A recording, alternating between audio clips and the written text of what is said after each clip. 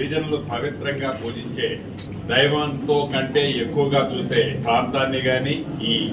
ఆలయాలను గాని శాశ్వతంగా ఒక 200-300 సంవత్సరాల వరకు చెక్కు చెదరకుండా ఉండే విధంగా ఈ సమ్మక్క సారలమ్మ ఈ దేవాలయ ప్రాంగణాన్ని అభివృద్ధి చేయాలని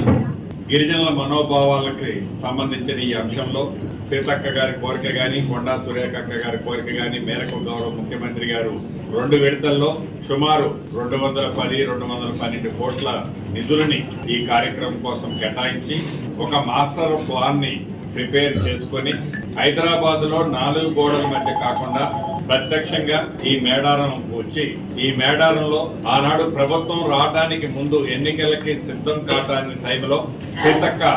ఆలోచనలకు అనుగుణంగా ఆనాటి పిసిసి అధ్యక్షులుగా గౌరవ ముఖ్యమంత్రి ఈనాటి ముఖ్యమంత్రి గారు బిఫోర్ ఎలక్షన్ ముందే వచ్చి ఆ అమ్మవారి ఆశీస్సులు తీసుకొని ప్రజా తీర్పుకి ప్రజలలోకి వెళ్ళిన తర్వాత ఈ ప్రభుత్వం వచ్చిన తర్వాత ఆ అమ్మవారికి గిరిజనుల మనోభావాలకి సంబంధించిన ఈ అంశంలో ప్రత్యేక శ్రద్ధ చూపిస్తూ